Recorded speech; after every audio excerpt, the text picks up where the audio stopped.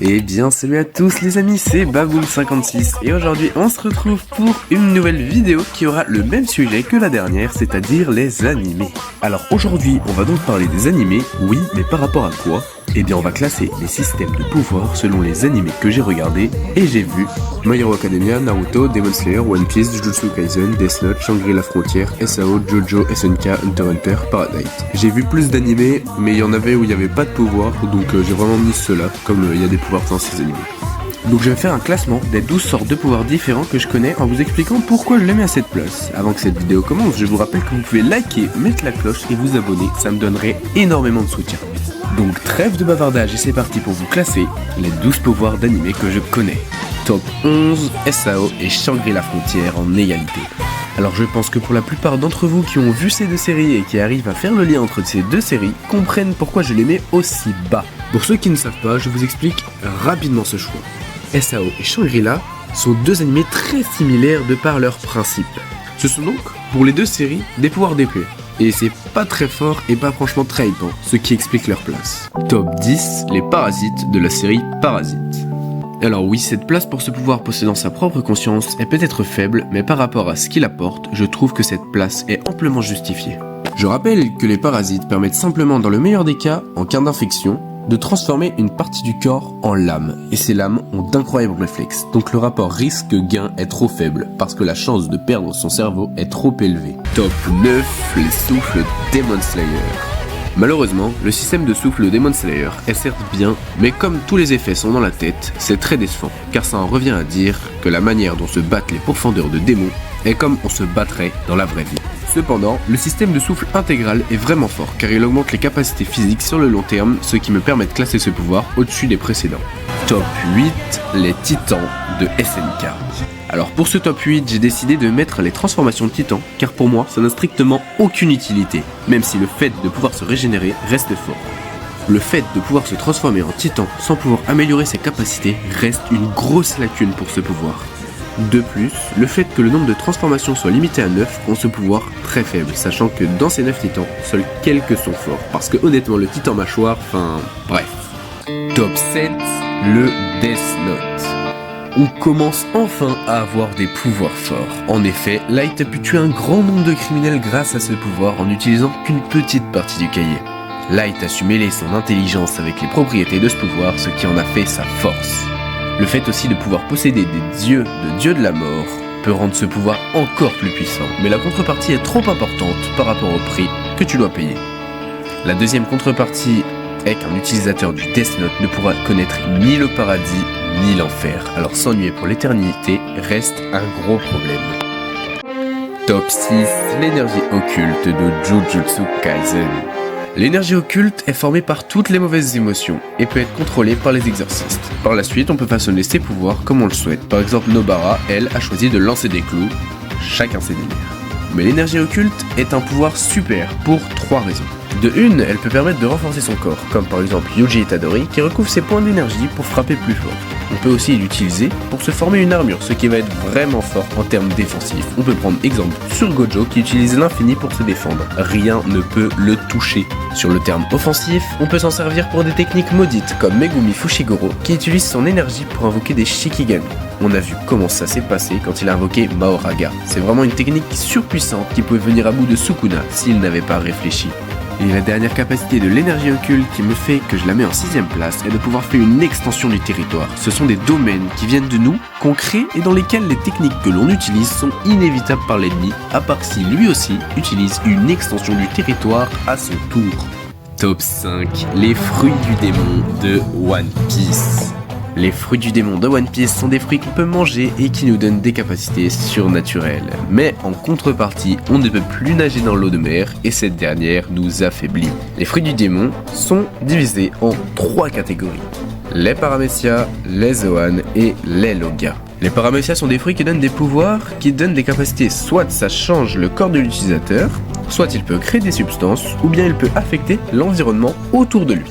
Les zoan, eux, sont très simples, ils nous permettent de se transformer en animaux. Il y a aussi les zoan mythiques, comme Marco, ce sont des zoan d'animaux légendaires. Et enfin, les logias, ce sont des fruits du démon qui changent le corps de l'utilisateur en un élément, comme par exemple Aokiji, qui est devenu de la glace. C'est le type de fruit le plus rare mais aussi le plus fort, car avec ce fruit, on ne peut pas prendre de coups physiques à part si l'opposant nous attaque avec du haki, de l'armement.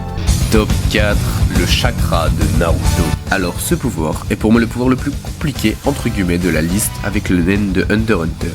Je vous explique. Par exemple, si on maîtrise le chakra de l'eau et du feu en même temps, on maîtrisera le futon, donc la vapeur. Et il y a 5 éléments principaux, donc beaucoup d'éléments secondaires, ce qui donne beaucoup de possibilités. Le fait de pouvoir améliorer ses réserves de chakra est vraiment bien pour pouvoir lancer plus de techniques, sachant qu'on peut aussi améliorer ses capacités offensives comme les pouvoirs précédents. Ces pouvoirs de chakra peuvent être amplifiés par la présence de Biju, mais c'est une exception dont je ne vais pas parler. Cependant, certaines personnes comme Rock Lee naissent sans chakra et doivent donc travailler leur taijutsu qui, une fois travaillé, est plus fort que toutes les techniques de chakra en plus des portes. Le chakra peut être aussi amplifié avec la présence des yeux tels que le Rinnegan, Sharingan ou Byakugan. Les 3 types de jutsu les plus utilisés sont donc le taijutsu, corps à corps, ninjutsu, donc entre guillemets les techniques normales, et pour finir le genjutsu, la capacité de créer des illusions, par exemple Itachi avec ses Sharingan boostés à la stéroïde. Alors là on va commencer à rentrer dans le top 3, donc ça va vraiment devenir très intéressant. Top 3, le nen de Hunter x Hunter. Je ne sais même pas par où commencer, tellement le nen est vague. Le nen est divisé en 6 catégories. Le renforcement, l'émission, la transformation, la matérialisation, la manipulation et la spécification. Le nen du renforcement est assez explicite. Il va permettre d'augmenter sa force, sa vitesse, son endurance, toutes les capacités physiques de celui qui le manie. On peut prendre l'exemple de Uvogin, qui est le membre avec la plus grosse force brute de la brigade fantôme. Il a un nen du renforcement. Le nen de l'émission va être un nen excellent pour les attaques à distance. On peut prendre l'exemple de Razor dans les jeux de la balle aux prisonniers avec ses boules d'aura surpuissantes. Le nen de la manipulation, lui, veut pouvoir contrôler des pensées, mouvements ou objets complexes, mais qui va souvent demander une condition spéciale à remplir. On peut prendre l'exemple de Charnalk avec son antenne de contrôle. Le nen de la matérialisation va permettre de créer des objets avec des propriétés uniques, mais plus l'objet sera complexe, plus les restrictions seront sévères. On peut prendre l'exemple de Kaido avec sa roulette qui apporte une arme aléatoire. Le nen de la transformation, lui, va permettre de transformer son aura en quelque chose. Par exemple, Kiruya, lui, va transformer son aura en électricité, mais il peut transformer son aura en électricité car il résiste au choc électrique, sinon ça ne serait pas possible. Et enfin, le nen de la spécialisation va inclure des capacités uniques et impossibles à classer. On prend l'exemple de Kuroro Lucifer qui vole les pouvoirs, ou Kurapika qui devient surpuissant quand ses yeux deviennent rouges. L'utilisation du nen, lui, est divisée en 6 techniques. Le ten, donc la maîtrise du flux, le zetsu qui va couper totalement l'aura, le ren qui va amplifier l'aura, le hatsu pour les techniques personnalisées, le gyo pour concentrer son aura dans les yeux et voir le nen, et enfin le in pour camoufler son aura. Toutes ces catégories et ces méthodes sont ce qui englobe les capacités du nen, faisant de ce pouvoir quelque chose de complexe. Top 2, les haltères de My Hero Academia. Pour ce top 2, j'ai décidé de mettre les haltères de My Hero Academia. Bien que ça ne soit pas un pouvoir compliqué, mais au contraire simple à comprendre et généralement simple à manier, ce pouvoir va relever de la complexité pour les haltères puissants. Je peux donner l'exemple du pouvoir de Mirio Togata, la perméabilité. Comme lui-même l'a dit dans la série, c'est un pouvoir très complexe qu'il a mis des années à comprendre et à maîtriser. Car s'il se prenait mal, il traversait mal les murs et se cognait. Et maintenant qu'il le maîtrise, il réussit à lâcher ce genre de perf, c'est vraiment surpuissant. Je peux aussi parler du New Order de Star and Tribe, qui est un alter aussi puissant que complexe. Il permet de poser des conditions à des choses qu'il touche. Par exemple, si je touche l'air et que je dis que toutes les molécules d'O2 vont disparaître à 100 mètres devant moi, eh bien ça va se faire, sachant qu'on peut poser 2 conditions simultanément. Pour ce top 2, je n'ai pas grand chose d'autre à ajouter sur les haltères. Ça reste mon deuxième système de pouvoir que je préfère, de par sa puissance. Et pour le top 1, vous l'avez compris, top 1, les stands de JoJo's Bizarre Adventure. Que dire ? En plus d'être mon animé préféré, JoJo possède le système de pouvoir le plus fort dans cette liste d'animés. Laissez-moi vous expliquer en quoi ça consiste. Les stands, eux, apparaissent dans la partie 3 de JoJo. On apprend que ce sont la matérialisation physique de l'énergie vitale d'une personne.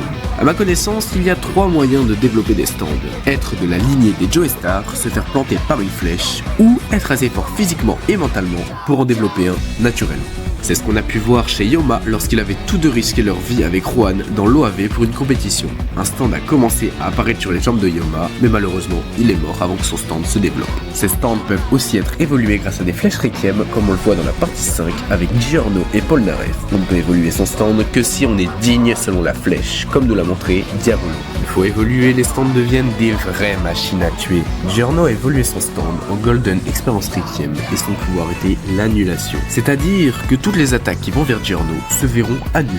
Et il a aussi une capacité offensive. S'il décide de tuer quelqu'un avec son stand évolué, la personne se verra mourir à l'infini dans une boucle sans fin, se réveillant encore et encore, sans jamais finir cette boucle sans fin. Et pour finir avec Jojo, je vais vous donner quelques exemples de stands que j'aime bien. Even the Door qui permet de lire dans les gens comme dans un livre, mais aussi d'écrire des choses en eux qu'ils vont faire et leur arracher des pages de mémoire pour qu'ils perdent la mémoire. Killer Queen qui transforme tout en bombe et peut revenir dans le temps, The World qui peut arrêter le temps, Made in Heaven qui peut accélérer le temps, Crazy Diamond qui peut tout réparer, que ce soit humain ou objet. Et voilà, c'était tout pour cette petite vidéo, j'espère qu'elle vous aura plu, donc n'hésitez pas à liker la vidéo, vous abonner et partager. Vous pouvez aussi écrire un commentaire si vous n'êtes pas d'accord avec cette liste, je serai content de connaître votre avis. Sur ce, on se retrouve à la prochaine pour de nouvelles vidéos.